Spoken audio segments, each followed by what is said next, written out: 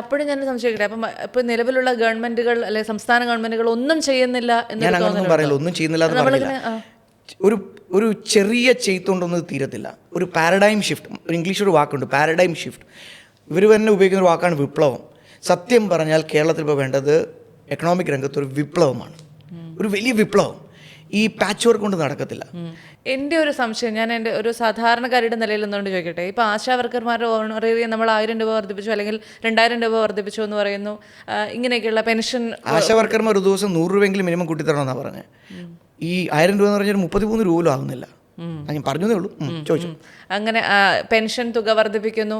ഇതെല്ലാം ഇതുപോലെ തന്നെ ഇതിന് തത്തുല്യമായ രീതികൾ മറ്റ് സംസ്ഥാനങ്ങളിൽ അല്ലെങ്കിൽ BJP നിലനിൽക്കുന്ന സംസ്ഥാനങ്ങളിൽ നടക്കുന്നുണ്ടോ? തീർച്ചയായിട്ടും ഉണ്ട്. കൊടുക്കേണ്ട ആനുകൂല്യങ്ങളും ക്ഷേമകാര്യങ്ങളും കൊടുത്തേ മതിയാവും. അതിന് കാരണം നേരത്തെ എന്നോട് വീണ തന്നെ ചോദിച്ചൊരു ചോദ്യമുണ്ട്. കേരളം മറ്റ് സംസ്ഥാനങ്ങളെ വെച്ച് നോക്കുമ്പം വളരെ മുൻപന്തിയിലായിരുന്നില്ല എന്നുള്ളത് സത്യമാണ്. കാരണം അതിന് വലിയ കാരണം സാക്ഷരതയാണ്. നമുക്ക് ഈ സാക്ഷരത നേടിത്തന്നത് ഇവിടുത്തെ ഗവൺമെൻറ് ഒന്നും അല്ല. 50% സാക്ഷരത കേരളത്തിൽ 1950 അന്നിവിടെ ഇവരെന്തായിരുന്നല്ല രാജഭരണമായിരുന്നു.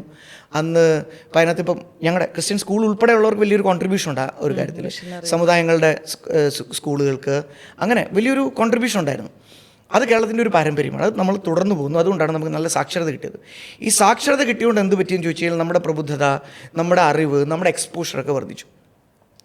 നോർത്ത് ഇന്ത്യൻ സംസ്ഥാനത്തിൻ്റെ പല സംസ്ഥാനങ്ങളിൽ, ഇപ്പോൾ ഉത്തർപ്രദേശിൻ്റെ കണക്കെടുക്കാം, അവിടുത്തെ പ്രശ്നം എന്ന് ചോദിച്ചു കഴിഞ്ഞാൽ ആ ഒരു സാക്ഷരത കുറവ് കൊണ്ട്, അവരുടെ അറിവില്ലായ്മ കൊണ്ട് അവർ പുത്തൻ വരുമാന രീതികളോ ഒന്നും പോകാതെ അവർ പാരമ്പര്യമായ കർഷകരായിട്ട് ചെറിയ തൊഴിലൊക്കെ ചെയ്ത് അവർ ജീവിച്ചു.